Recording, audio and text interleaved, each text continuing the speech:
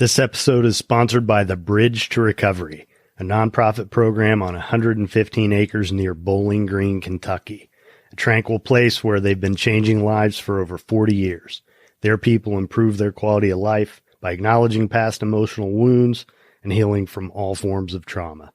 The CEO, Paul Hamlin, has been a friend of mine for 20 years. Call him directly at 858-945-7848. That's 858-945-7848.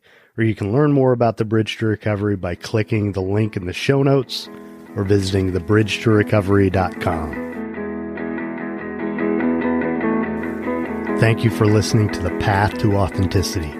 My name's Tom Gentry. I think of this show as the opposite of small talk. You'll hear real conversations with real people who know who they are. We talk about what makes them who they are, how they became who they are, and how we might become truer expressions of who we are. I'm Rose Guerrero, and this is The Path to Authenticity.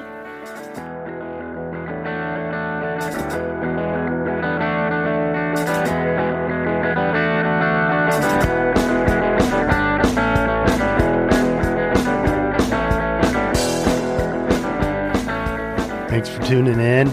I'm Tom Gentry. So this episode is with a young woman named Rose Guerrero, who is the Director of Research at the Palm Beach County Historical Society. And we had this conversation on April 7th. And as of April 7th, there were 378,289 cases of COVID-19 confirmed in the United States. As I record this, today is the 15th, and there are 594,207 cases confirmed in the United States. And probably by tomorrow, there will be over 2 million cases globally. So, crazy stuff. Such a difficult time we live in. So, Rose, who again works for the Palm Beach County Historical Society, I encountered her. Somehow I started following their account on Instagram. I live and work in West Palm Beach, if you're new to the show. And I saw she did a video, and just like every other industry, her job has gone off-site, working from home. And so this was a good opportunity for us to have a conversation. You know, the idea of having a historian on the show, first of all, I love history, so I kind of nerded out with her a little bit, talking about history. But it's also one of those professions that you don't hear a lot about. And, could be something that, somebody out there might really be interested in doing with their lives. And it just goes to show that there are just a wealth of options that we have as human beings with what we decide to do with our lives and our professions. So anyway, Rose Guerrero, hope you enjoy it.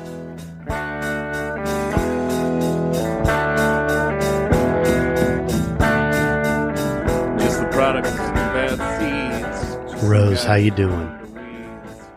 I'm doing pretty good. It's a weird world we're currently in, but I feel very blessed with where I'm at right now and that we can stay home and stay safe. So doing really well. Yeah, me too. I feel pretty fortunate in that I am working, and it has this whole thing hasn't really slowed me down professionally at all. So that's great. At least not yet. So fingers crossed. Oh, if anything, it's propelled me. Well, that's good. With some really great ideas. So why don't you tell the listeners who you are and what you do? I'm Rose Guerrero. I'm the research director for the Historical Society of Palm Beach County, which sounds like a really big title and a really big concept of what is even a historical society, what do we do? And I always like to say we are the history library for our community, for our county. We are twofold. We are a historical society and we're also a museum. So unfortunately, during this time, our museum is closed because people can't, we're following social distancing. But we're this repository of our history, of Palm Beach County history, South Florida history. And so kind of my job is to know and learn this history and make it accessible to our community, to people that are just trying to figure out where they are, what they're, where they might live, some fun stories they might want to learn about. And that's pretty much my task, is to make sure that I can make it accessible, make it easy to understand, and help people, learn a little bit about the area and the community. Yeah, it's definitely an interesting place. I moved here from Indiana in the mid-90s. Okay. And I like history a lot. So, and, wherever I travel, I always want to know a little bit about where I am. It just helps me feel more connected, But yeah. And that's the whole purpose of the Historical Society, really, is to make you feel connected where you are. Because people did what you did. People moved from Indiana down to South Florida to Palm Beach County, years ago, and they've been making this place their home. And that's what I kind of like about what I do, is that I can make connections with people. Yeah, that's great. So how is it you came to do this for a living? I went to school. I always loved history. History was always my favorite subject, actually. So I was homeschooled my whole childhood, all the grade levels, from elementary to high school. And I graduated when I was about 17.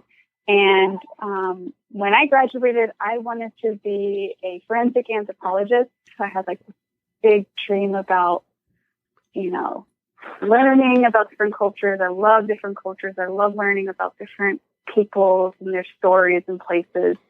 So I went to college for that. I actually got my master's degree in anthropology. I love how we consume food. So that's really what my master's degree is about, is actually of why we eat what we eat. So I have a specialty in something called zoo archeology. So I specialize in how people consume food in the past. My thesis was about Bahamian culture, a European colony that settled in the Bahamas, and how they survived. Did they survive very well? And I discovered that they didn't survive very well in my thesis. So, so that seems like such a tangent from where I am today, but it's history, right? Yeah, everything that food's one of those things that we don't think of as having a role in history, but it really does. It has a huge role in, how you survive is really a part of the story of why you live where you live, or even, why you left where you left, because your food resources are, not accessible, or, there's new, places where you can get your food resources. I mean, the thought of, where do you choose to buy your house? Is it close to a Whole Foods, or even a Trader Joe's or a Publix or so forth? Maybe that's why you chose to have your house, because of those types of things. And, maybe not fully, it's maybe more subconscious than anything else, but that's something I've always been intrigued by, tangent or not. Well, and if you think about it, I mean, the whole way that, when the Europeans came to this part of the world, I mean, they were looking for spices. Right. Well, yeah. So, people's movements and so forth. I mean, I always link everything back to food resources and so forth. I'm a big eater of so many different ethnic foods and so forth. So I love the idea of subsistent patterns. Yeah. So that's what I went to school for, and I have a master's degree in that. And for a while, I was teaching high school biology at a really amazing program school called Pace Center for Girls. And I taught, I think, almost 3 years. And that was a really great opportunity for me to experience the real world and what what education was like for how I say what community actually needed when it comes to education and understanding your own history and your own stories. So I always link history back to telling our stories, telling our history, and that means talking about what mom and dad did or what grandma and grandpa learned and so forth. And being an educator was a really big part of that, of learning that process. Because in school, you have there's a triangle of needs. And so sometimes you need to tell your story to help you make connections with what you're learning. And so when I was an educator, when I was a teacher, I feel today that was a really great step for me to see, teenagers trying to understand who they were as individuals. And by, learning their own history stories of themselves, that helps them, better make connections with what they were learning in class. Because really, who cares about, Columbus sailed the ocean blue, those types of things if, you don't know your own story of where you came from or, Right.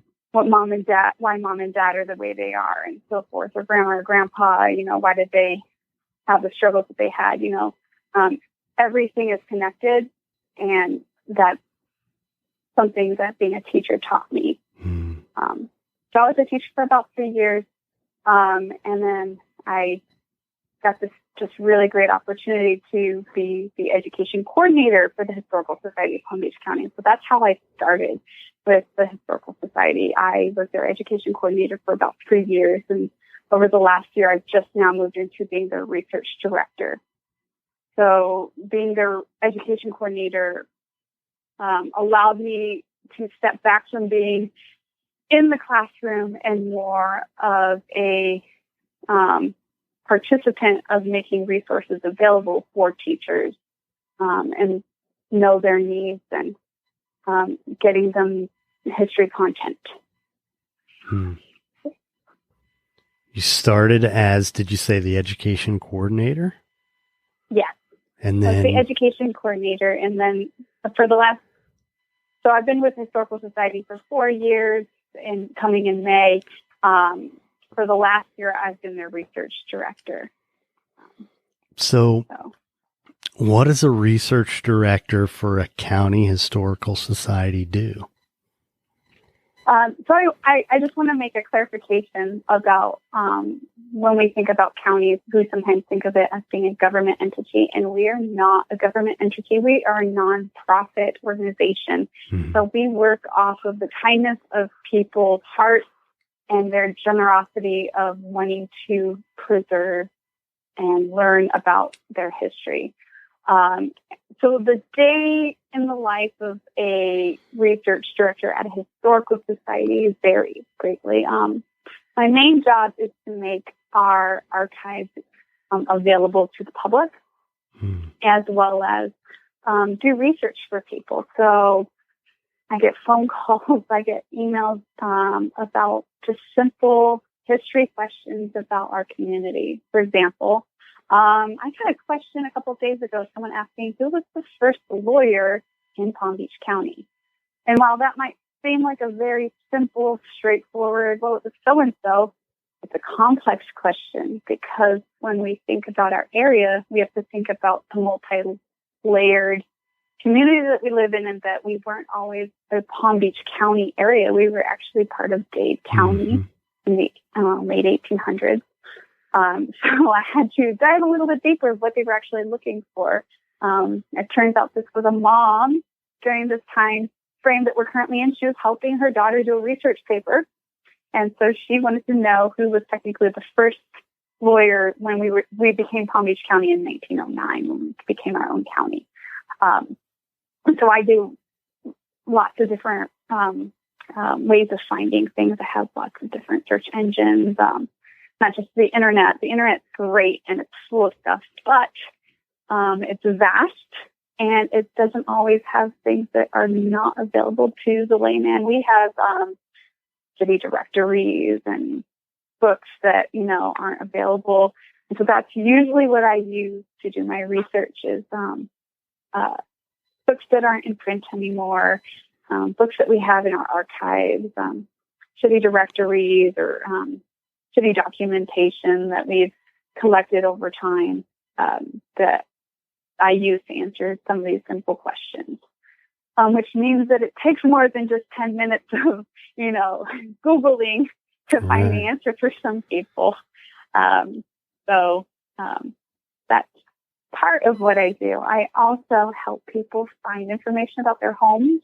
You might actually live in a historic house, which is really amazing because Palm Beach County is full of so much history, and we never think of it. We have homes that are over 100 years old, homes that were designed by some very famous architects. And so I help people learn a little bit more about what the homes that they live in. I help architects because I think we might have one of the largest collections of Addison Meissner architectural drawings in our repositories. And those are 100-year-old architectural drawings because Addison Meissner was an architect and he came down to Palm Beach County in 1919. So, very famous architect for Palm Beach, the island.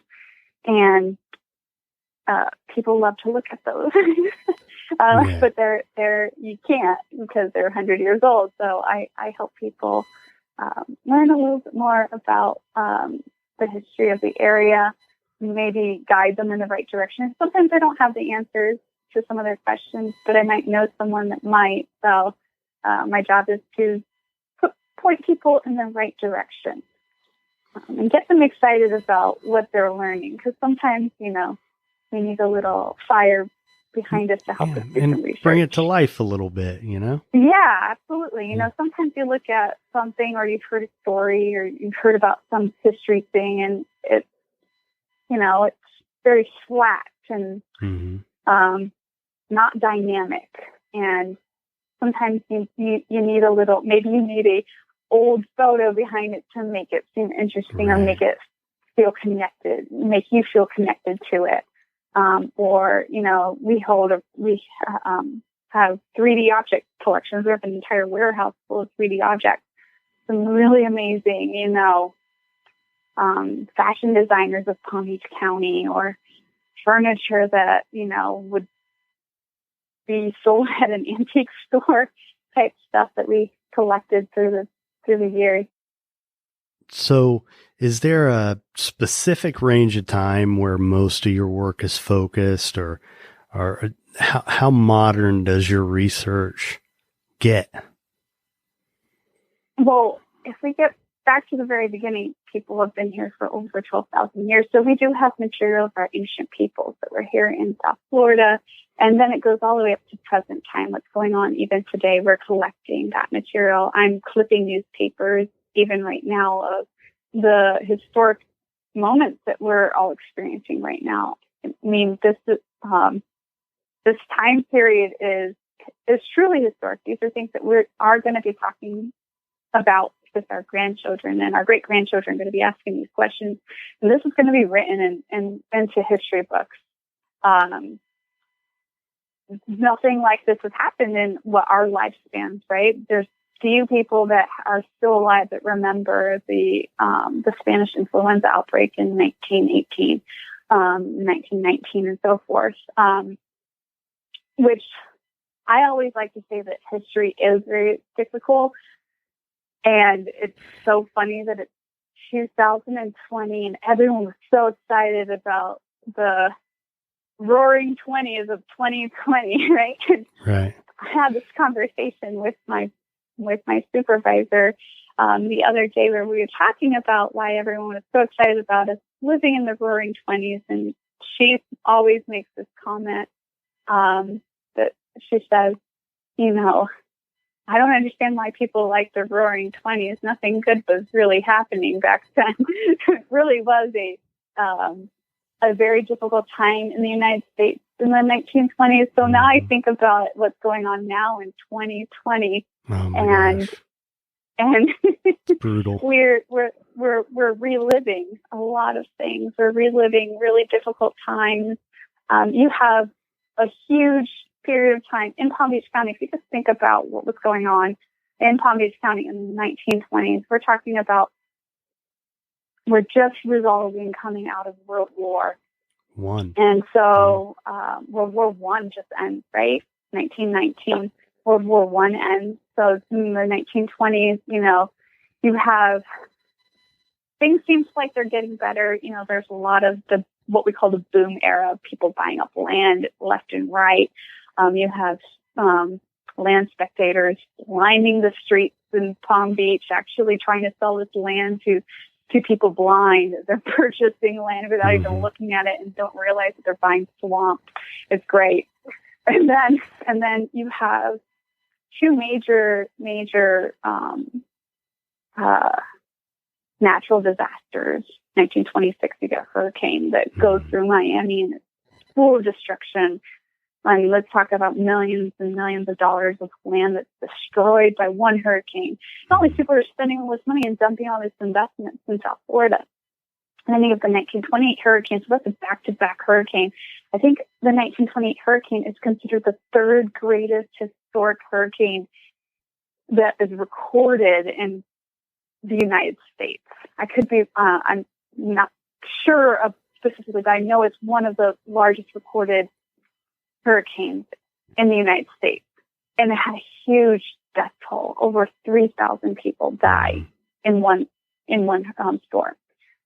And so that's when boom goes bust in the 1920s. 1928 ends investment. And then you have stock market crash a year later. So whenever I hear anything about the roaring 20s, I'm like, oh yeah, it was roaring. People were crying, and so what's going on now in 2020, history is alive. It's fluid. It's, we think of it as, a lot of us think of it as a timeline, right? We think of, well, that happened and, you give a date and you say a name of some famous person that made their name during that time frame. But there's stories and stories of just regular people, your neighbor that's collected photos and journals and so forth of their own life experiences. And those are real lives. And so a county historical society is collecting real life stories that everyone really should share, because even if they're not a famous name that you would know right off the top of your head or written in a history book, their stories are important and they should be preserved. And so that's one of the major things that we do, is make sure that everyday life gets preserved, because that's really the story of a group of people, right? It's not so much what one individual did to change things. It's the group entity of people that persevered through situations. Right.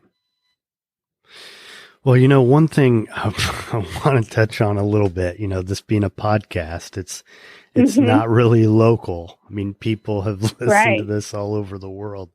So when people who have never been here to Palm Beach County, or they just, know very little about Palm Beach County, in my experience, in recent times, well, probably now they think of Donald Trump and Mar-a-Lago. I think Right. and they make that association. And before that, Mm-hmm. another big one was, I mean, I was here for the 2000 election, the hanging Chad. The hanging Chad, we have those in our museum. It's great, Yeah. And again, that's the collective story, right? That we all can share because the United States all experienced that, right? Yeah. Everyone experiences our president and what, where he lives, and we all know that area. I mean, everyone knows Mar-a-Lago because of Donald Trump, and honestly, no one would have known about Mar-a-Lago if it wasn't for Donald Trump, because that house would have been torn down in the 80s. Like you all the think other so? houses in that area. You think it would have been torn down? Oh, absolutely. Because who was that? Margaret Meriwether Post who? Yeah. Yeah. Yeah. So it's Margaret Meriwether Post, Post Dynasty, the cereal that you eat. Mm-hmm. But, there were homes owned by the Dodge family or the Vanderbilts and so forth, and all these other way bigger names that all got torn down. There were houses bigger than Mar-a-Lago that got torn down, more expensive, more grandiose that got torn down.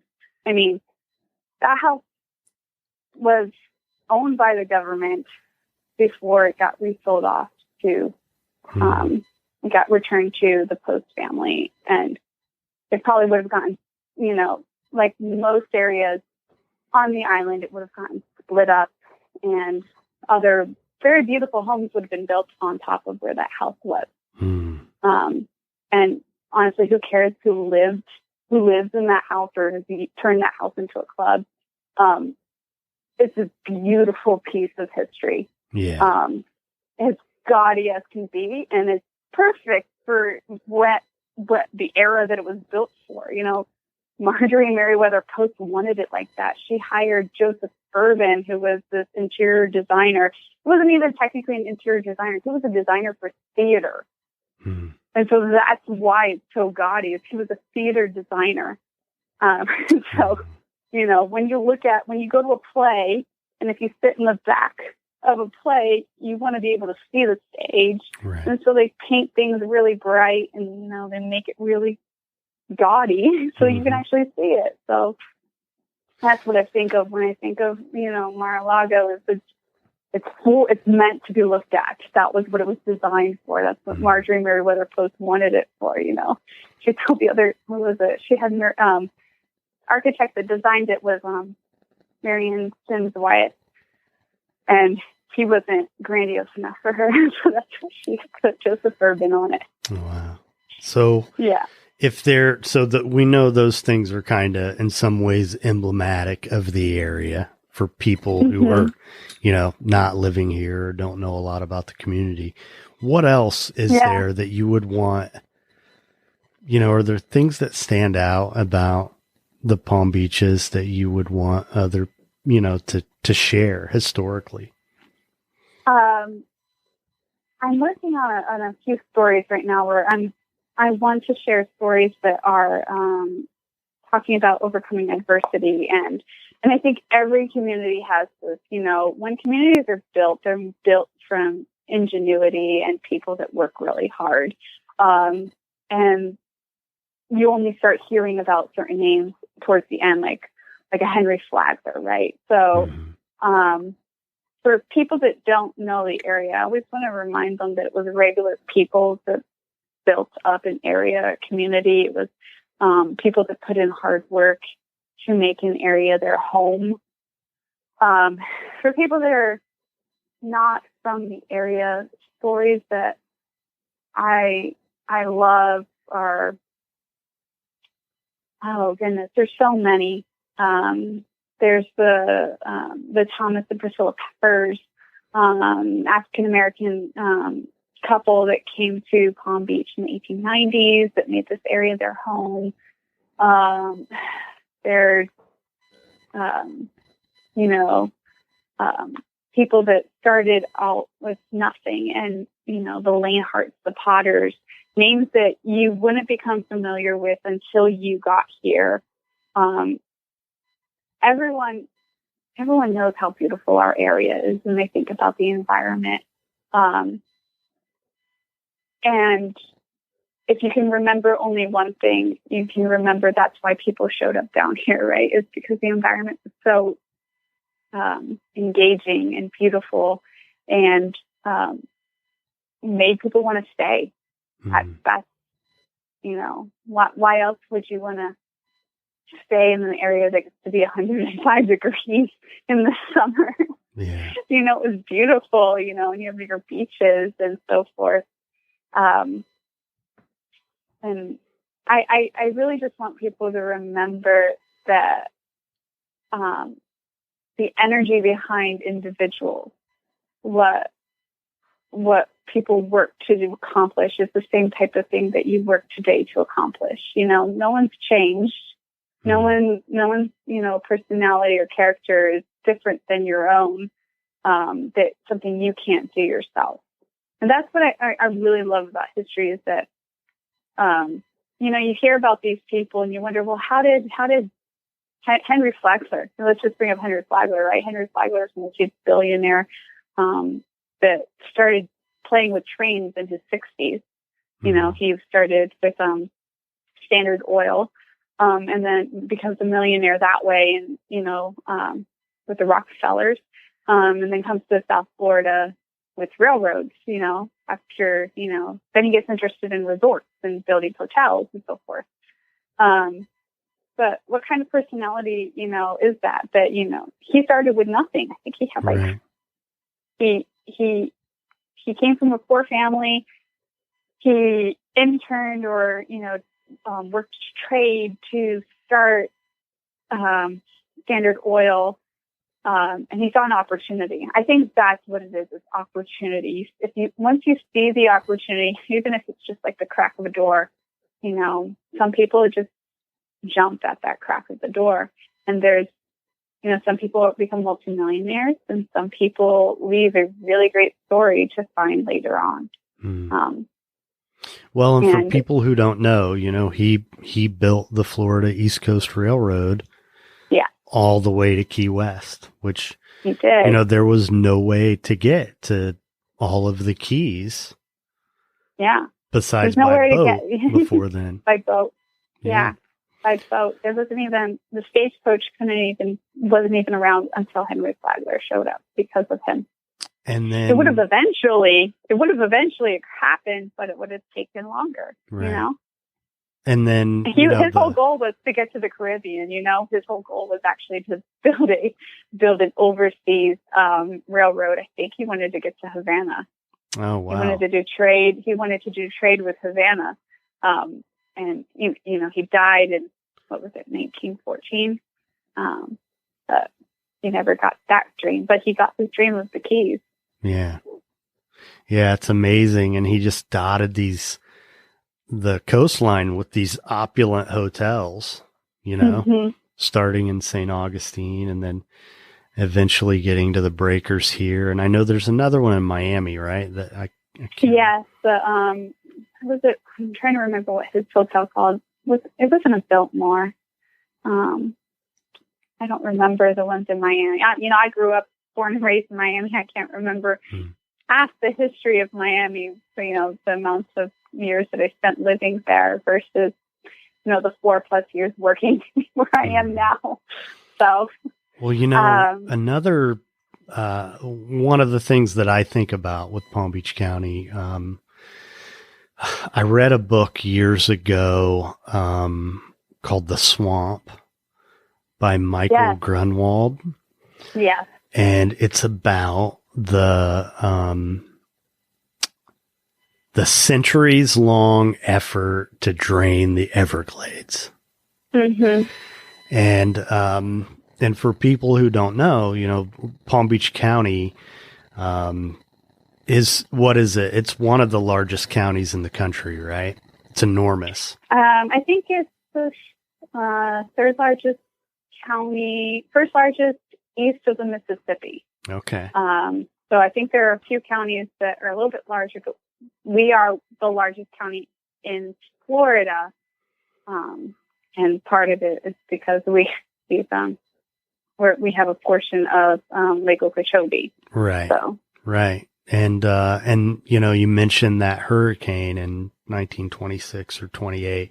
The 28, yeah. And that was related to the effort to contain Lake Okeechobee and drain the Everglades. And then when that dike burst, it drowned all these people. And that's well, there was no dike. So there was like a natural dike around Lake Okeechobee that couldn't hold what was going on. So for people that are unfamiliar with how hurricanes work, the major problem with hurricanes isn't so much the rain or the wind factors. It's very much the storm surge that it creates. So it creates pressure.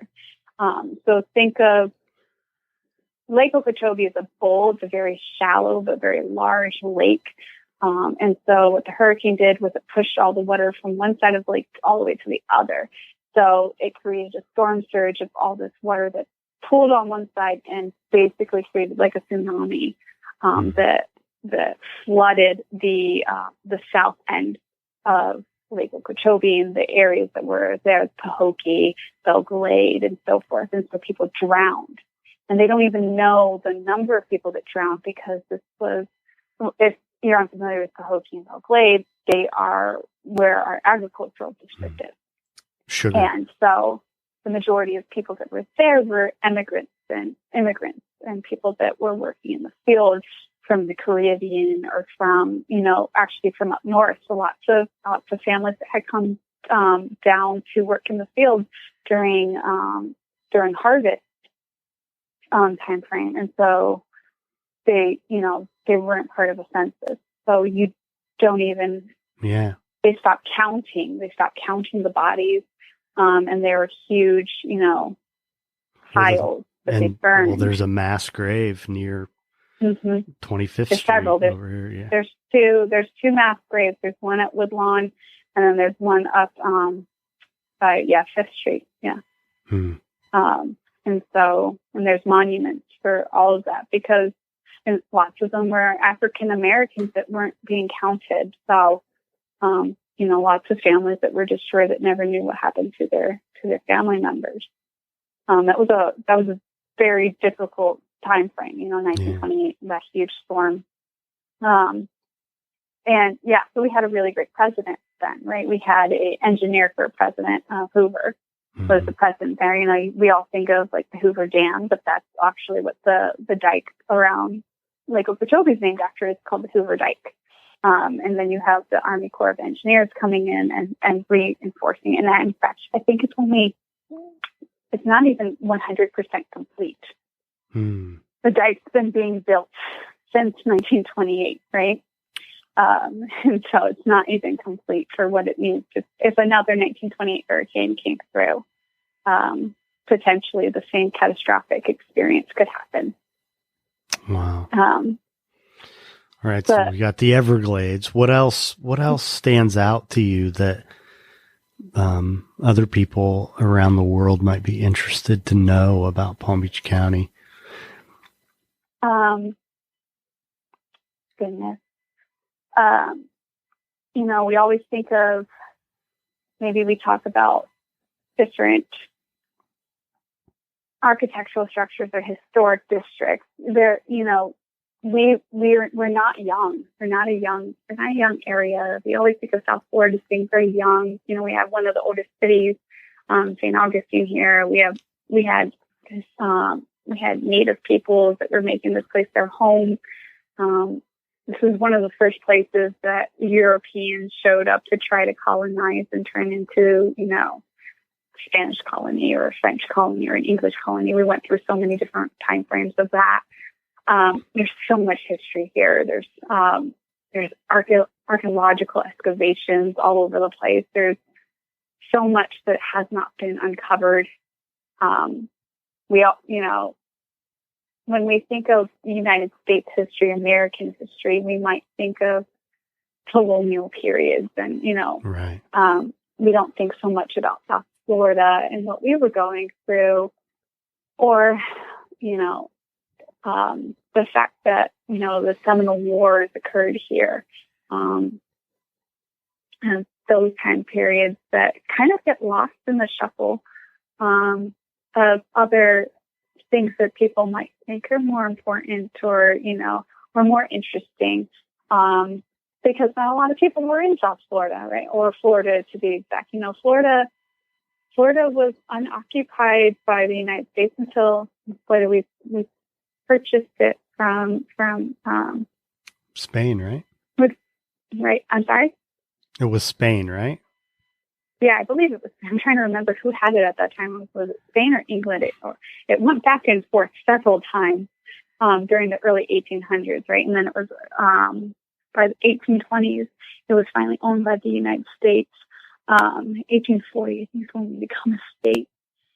20 years later, right, 1860, we have the Civil War.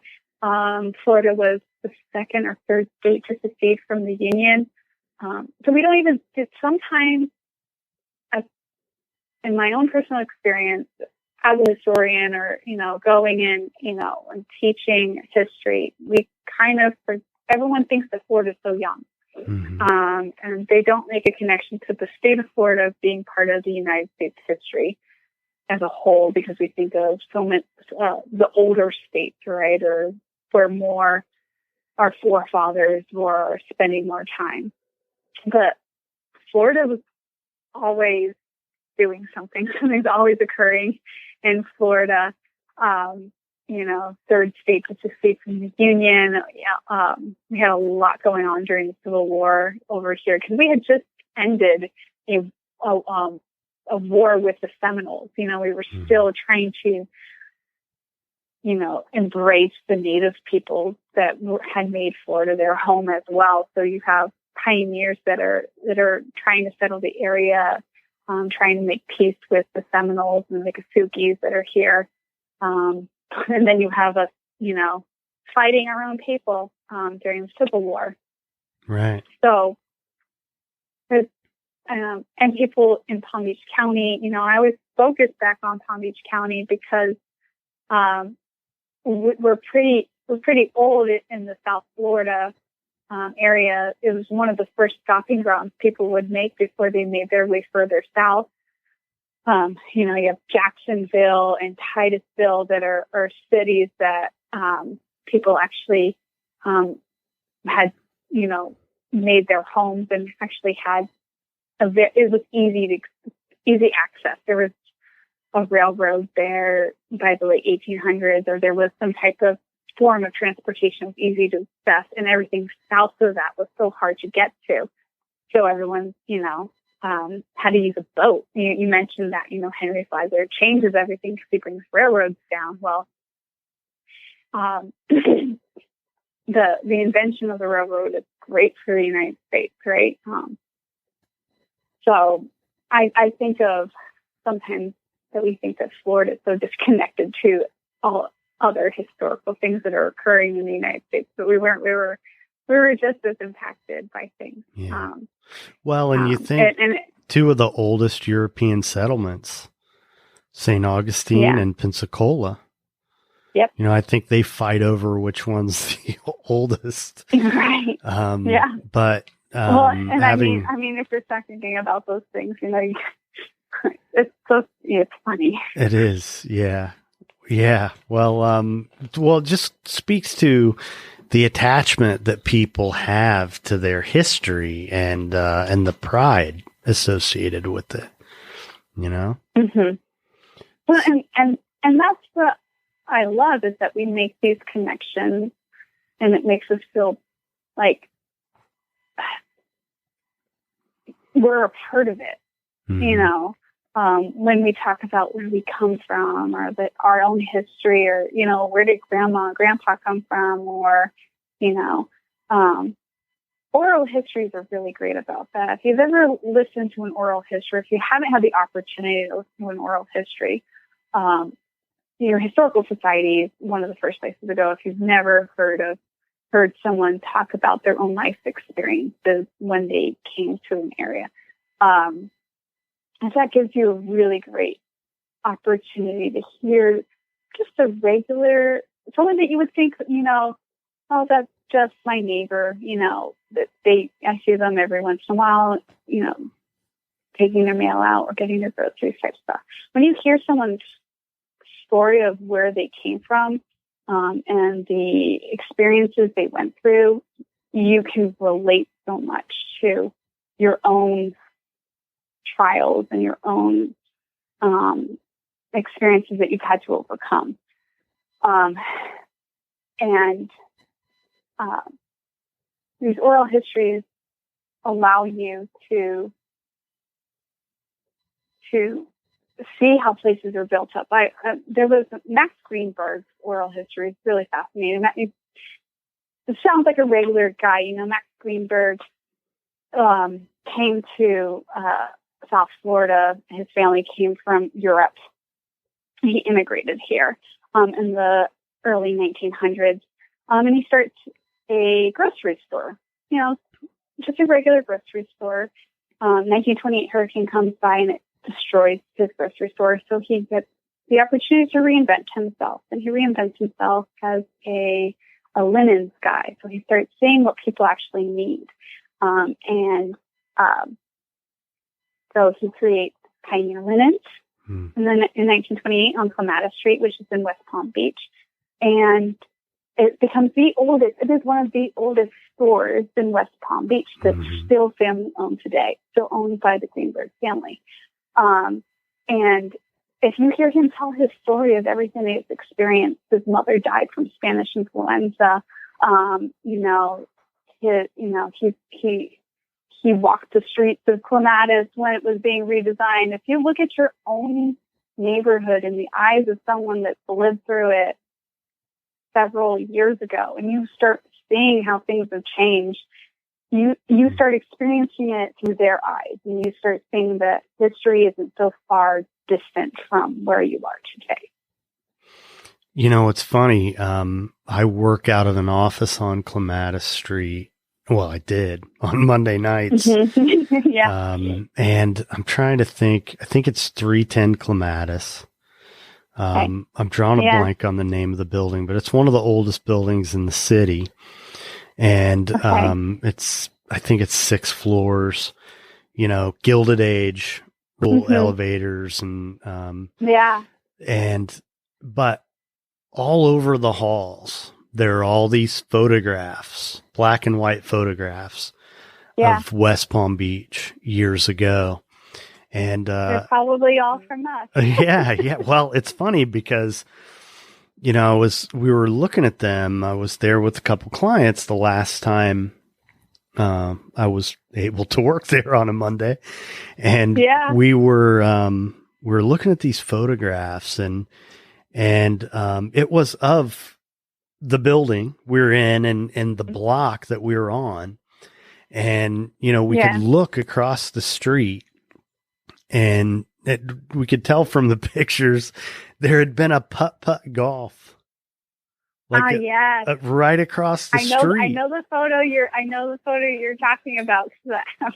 I've given it to people so many different times. Yes. The putt-putt golf course, that was during the 1920s, 1930s actually, because they had to tear down the building that it wasn't going to be used anymore. We're talking about the Depression era, so they had to find cheap ways to entertain yourself, and they put a putt-putt golf. You wouldn't think of that today in the middle of Clematis Street. No. Yeah, and for people who don't know, Clematis Street is kind of the main east-west thoroughfare through downtown West Palm Beach. Really lively, sort of beautiful street. It's really, and there are some really cool buildings. It was the center street, it was Main Street for West Palm Beach. All of West Palm Beach started out in this neighborhood type aspect. And Clematis Street was one of the first streets to be determined, and mapped out in 1894. Wow. And so then people started putting their stores on that street, which is great, and it's still around today. And buildings that were being built in the 1920s are still there. You've got so many really nice, Anthony's. If you've seen that one, that's the Marble Building. I'm trying to remember what block that's on. If it's on the 300 block of Clematis. Well, there's the Harvey building, which is, I think, the oldest. Harvey building. And then, yeah. Well, and there are lots of, if you look, there are lots of Art Deco buildings scattered around. 1930s and so forth. There was a lot of Art Deco expression. The Armory Art Building in West Palm Beach, which it's great. It's called the Armory Art Building, but it was a armory for the National Guards in the 1940s. It was built during the 1930s for the armory, and so I've got photos of World War II the World War II soldiers, standing outside up for their muster, and it's an art building now. Isn't it so great how we reuse and use buildings for things today? It's funny, it's this beautiful Art Deco complex that, you wouldn't think of as a National Guard armory at all.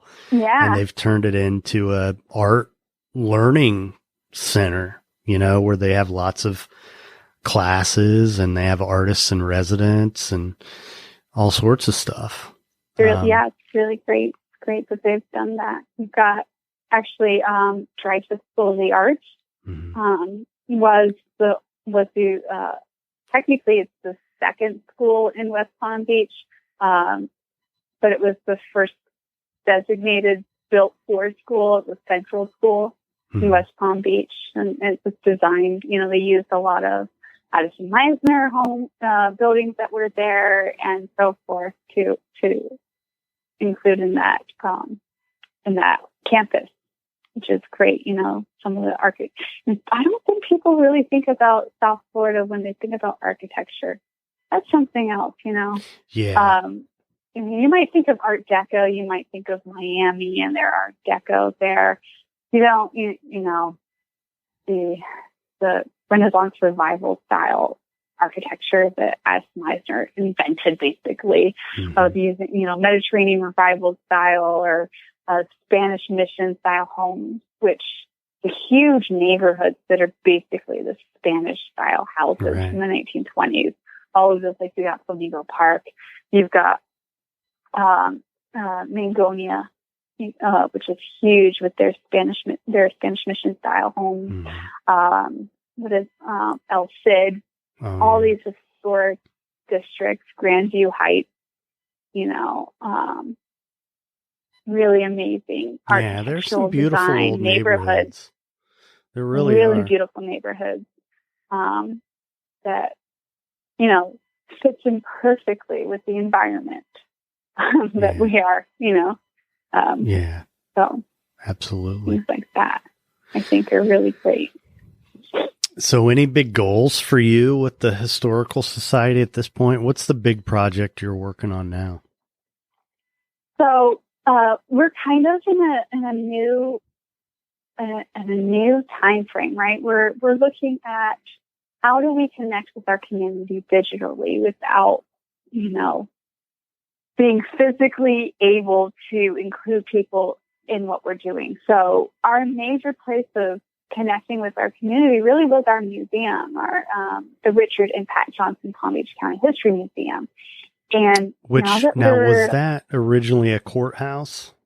It was. It's actually, so it's a 1916 courthouse. It's where we have our offices in our museum, which is a beautiful,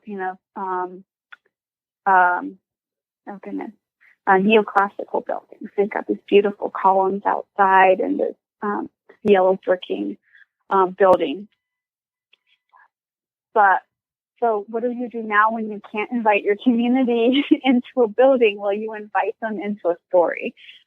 So I'm working on ways of engaging our the world and with our history. And we need distractions right now. We need things to help us get through what we're getting through right now.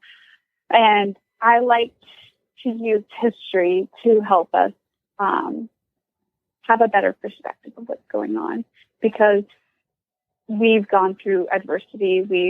And when I say we, I mean the collective we, the world, Right. has experienced really tough times in the past, and we've gotten through them. And that's what we're going to do now, is we're going to use the same spirit behind us, the same ingenuity, the same problem-solving skills that we have and have been able to use in the past. We're going to use them again through whatever situation we've already experienced. So I like to tell stories to remind us of what we've already gone through, to help us get through what we currently are experiencing with COVID-19. Mm-hmm. And so I'm working on a video series for the Historical Society of Palm Beach County. I'm doing some research on some other people here that have experienced adversity and have overcome it. So I'm writing my script with that. Also, I'm in charge of we have a journal, an online journal that we put out twice a year. And so I'm the editor for that, and I'm working on edits for some really great oral histories that are going into that, and 2 other articles that tell me the name of that. It's called the Testanigi. And it's actually that is a native word, right? What is it? It is a native word. It's named after one of the first post offices here in Palm Beach County. So if you don't know anything about how places get their names, most areas get their names based off of a post office that's put there. So Palm Beach is named Palm Beach because they named the post office Palm Beach. And then that's how the town got its name. So Tuscany was one of the first post offices in Palm Beach County, but it kind of got forgotten. Excuse me. It's okay. And then so we grabbed that name. It's a Native American word, and so we've used it for our journal that we publish. So you have a video series coming out to try to keep people engaged in this crazy atmosphere of COVID-19. Yeah, we're showing a bunch of our historic images that we have. We have over 1 million images that we've collected over the years of the area. Really wonderful, historic images of places. So also part of my job as a research director is also to help preserve our history. So I've been scanning a lot of our photo collection to digitize so that we can use for the future, because, film degrades over time. So I'm working on that. I'm preserving a lot of our photo collection. Right. I'm looking at a whole bunch of World War II images, and actually I went through these collections of the American Red Cross in the area, of bringing children to a home that actually still exists. It's called the Children's Crippled Home. And it was for young children that during that time in the 1940s, they had polio. Mm-hmm. And so they were bringing them there to get their physical therapy and whatnot, and be taken care of at the crippled home because they didn't have, they couldn't walk anymore. Mm. So that's part of some of the things that I'm doing these days, from the very nice, comfortable aspect of my own lovely home. Mm-hmm. Well, you're so well versed in all this, and you talk about it all with such ease. It just seems, thank you. Yeah, I mean, it just seems apparent that you love what you do. Oh, absolutely. I don't think you can do something for years and years and years and do it repetitive, repeating the process over and over again, for a paycheck. Or you can do something that you love and work as hard as you can to better yourself. That's what I love about this, is that I'm learning so much from it just by reading people's history or looking through what they've left behind. Because everyone leaves everything behind, and who's going to pick it up and remember you? Hopefully I'll get that opportunity to remember people and make sure that other people remember them too. Mm-hmm. So is it safe to say there's nothing else you'd rather be doing? Right now, no. Yeah. So, if you had to go back to a different time in your life, if there was a time when the younger Rose needed some encouragement or, the process of becoming this historian that you are over the years, when might that have been? What was going on and what might you tell her? Oh, I know the exact point. I was a senior in college and I was trying to decide if I was going to go into graduate school or not. And I was having a really difficult time with my studies. And I would go back to this one night. I was having an anxiety attack in my apartment. And I would go up to her and I would tell her, everything works out because you've gone through what you need to go through to get to where you need to be. Mm-hmm. Everything always works out. And you have the strength in you to achieve what you want to achieve. Yeah. Well, it's funny. One of the things about getting older is, at least myself, mm-hmm. I freak out a lot less than I ever did, because right. of just what you said, because things work out, they might not always work out the way that we want them to, mm-hmm. but you're going to be okay. Yeah. And I've had to remind myself that, recently with all this stuff going on, because I've worried about the implications of all this COVID-19 stuff, like what's going to happen to this country. And, right. And, everything is cyclical. it is. And, and that brings me to one of the things that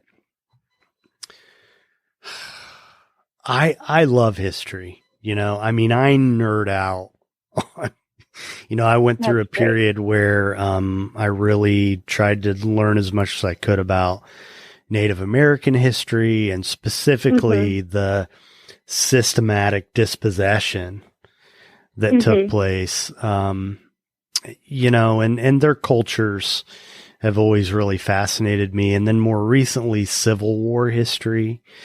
Right. And, I wish more of us paid attention to history, because I feel like if we did, we'd be better human beings today.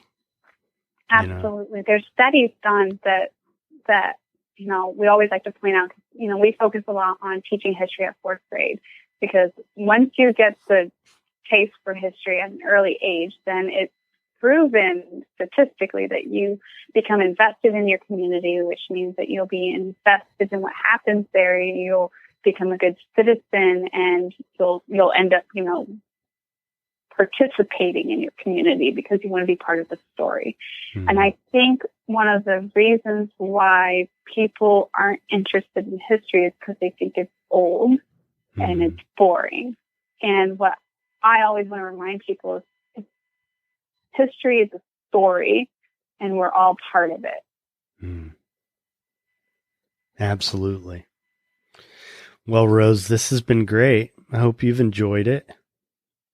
I absolutely have. Thank you for letting me be part of this conversation. Well, and I'm sure we'll talk soon. Thanks. Thank you.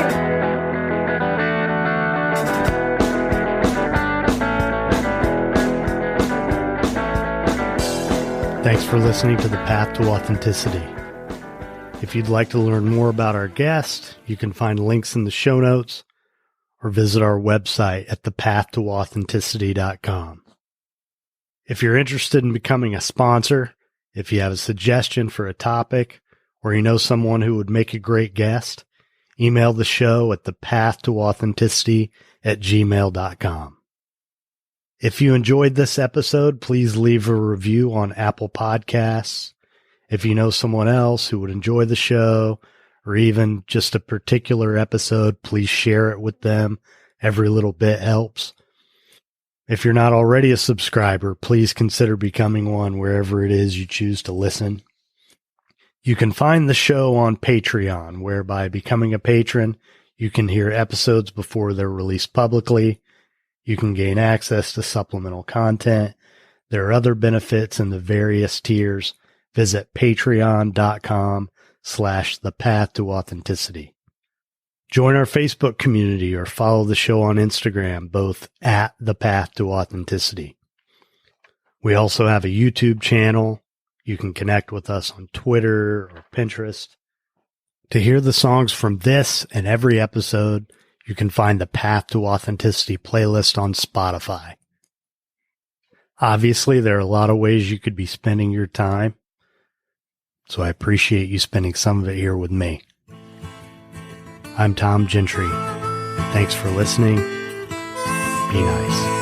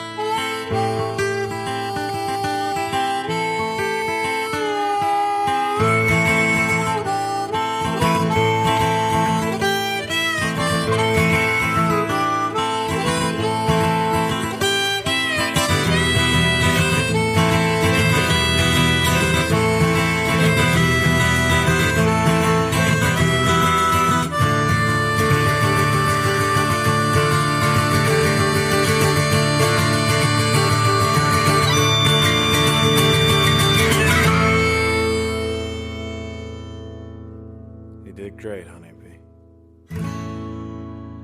The Path to Authenticity is powered by Equivox. For digital marketing and web design services, visit equivox.com.